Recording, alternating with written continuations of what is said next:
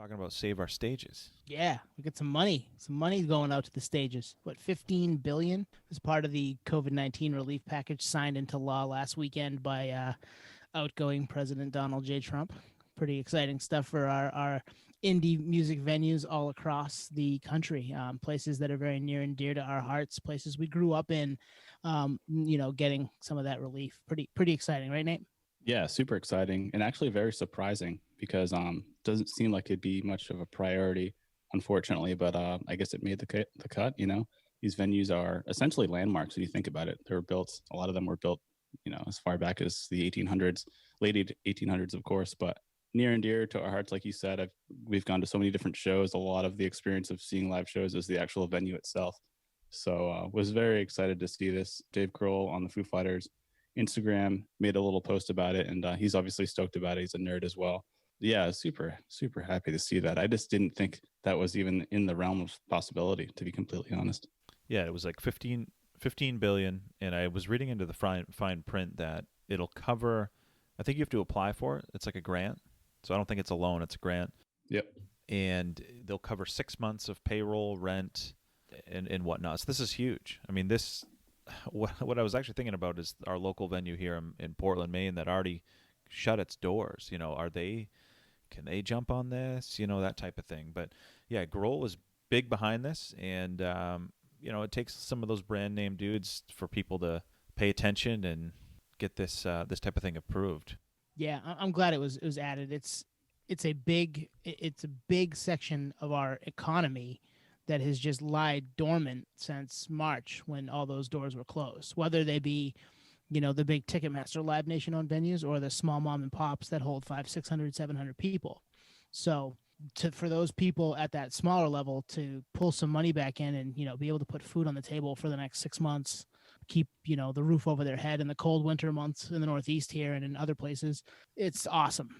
And maybe it allows us to get back to, 6 months from now where most of the population is vaccinated, and maybe it's brighter days and we're back at concerts, even outdoors, but situations that we can see live music in these indie venues that we love.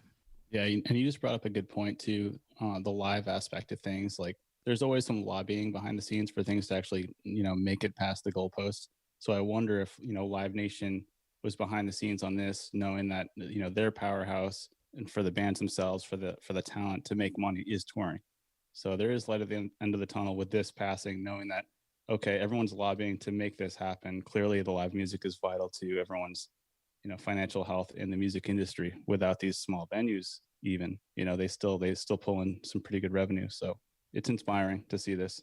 And I think there's some big players behind the scenes that help push this forward. Otherwise, I wouldn't see this to be any kind of priority at all, especially because a lot of these venues are, all of them for that matter, for the small venues, are going to have to be retrofitted for COVID measures, even with a vaccine, I feel like. So we'll see. Well, I mean, it actually almost goes against the interest of the Live Nations and whatnot, because they're the big venues, right? So these are, yeah. I looked at the fine print, and for you to be eligible, people that can apply, they have to have had lost over 90% of their revenue in the last year, which, that's a lot. So Nate, the whole lobbying thing, like selfishly, these Live Nation gigs want these small potato places to go out. I would imagine, if you're looking at it from a monetary, fiscal revenue perspective, I don't know. I'd have to really think about it. I'd have to think about that. I think yes and no on that, and I think yes because they want to be the only game in town, but a lot of their games are big venue, aren't going to be pulling in those acts that play at these smaller independent venues.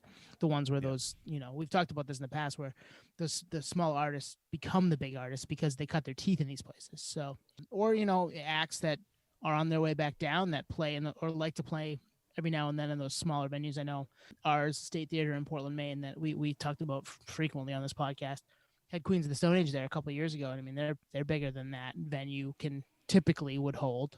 They'd go play places for far bigger than 1,400 people. So those are the types of things we don't want to lose with this. But yeah, maybe they'd be happy just to maybe scoop them up if they all went under, I guess would be the way Ticketmaster and Live Nation might think about it. But they're not going to be able to right this second, which is good. No, exactly. What you just said, Tone, and the question you just asked, Twan, to me, is that's where my head was the whole time, which is, they're either these small, tiny venues are either owned by Ticketmaster, kind of behind the scenes, as like a third party. I don't want to say shell company, but you know what I mean. It's owned under the umbrella of Ticketmaster Live Nation, or this is just conducive to like an M&A, like a merger and acquisition of these small venues, like where it's all going to be under the same canopy at some point anyway. And some bands only can fill certain rooms, and they're not going to build new venues. I'm sure they'll retrofit them. I think I've talked about on this podcast in New York City, Times Square. Like there was a Nokia theater that was a brand new theater. Back in the day, those theaters were legit theaters, like State Theater that you mentioned. So I feel like, they already have the locations, location. So if the real estate is conducive to draw a crowd, that's all it comes down to. So if they hold on to that and then funnel money into it, and then boom, the whole, State Theater independent venue is now Ticketmaster, Live Nation, Amazon, State Theater. It's all brand new. But Yeah, the other thing that I wonder, and Tuan kind of brought it up a little bit, is that venue, Port City in Portland, Maine, that closed, among others of that size that closed down. A lot of those venues or real estate situations haven't really put anything in there because everything has been stagnant. There hasn't been money, hasn't been capital to toss into those real estate situations. So, Port City, I'm sure still looks like Port City on the inside. Could that come back? Is it something that maybe down the road we get to see some of these places that shuttered for the time? Maybe they didn't shutter forever. That'd be kind of exciting. Yeah, no, I hope a venue like that can still possibly take advantage of this. And again, where do you draw the line? Like, it's a venue that closed last year pre-COVID. Assume they're not eligible, type of thing. Right. Yeah, I mean, this is massive. Like, I guess getting back to like the 15 billion, the whole punchline here. Yeah, I mean, if this means our venues are saved for the foreseeable future, I'm all in. And I don't have to, and they don't have to crowdsource it. Because a lot of venues did that. And I wonder if even those venues are eligible for this. That's a good point. Yeah, if there's some kind of like, line drawn in the sand where you were, what you did you shut down? Are you still staying afloat somehow? There'll be people that take advantage of that, though. You saw what happened with the PPP loans, right? True. Yep. I don't want to be cynical about it, but we know that's going to happen. But all in all, positive, right? Very positive thing for us and things that we love. Especially if it's a grant. If this isn't just another loan, because loans have to be paid back. Yeah. No, absolutely. Yeah, I can't help but think that it's got strings attached to big business, and that's why it's happening. Otherwise, it just doesn't seem like, and this is me trying not to be cynical, it just doesn't seem like it'd be priority unless it was attached to some kind of long play. That's why I think it's an M&A, merger, acquisition. Yeah, these venues, it's great real estate right on the main strip, it's downtown New York City, State Theaters right on Congress Street. You know what I mean? If it wasn't that, and it was like I feel like some of these dumpy venues in the middle of nowhere may not get the same, the same access to this. I don't know. We haven't looked deep enough into how it looks, but I feel like there's going to be some cherry picking here. We'll see. Well, I just read that publicly traded companies and other large businesses are not eligible. So at least on the surface, it looks positive. That's huge right there. Yeah. Okay. This is just positive for the music industry on the whole, from the bottom, the little guy, all the way up to the big guys that have the big venues and are able to put, huge concerts on. This is only continues a place where those small acts can turn into big acts, and we need those places still. Yeah. Plus, we need a place for the Patio Slave podcast roadshow to tour. So yeah, we're not in the big venues yet.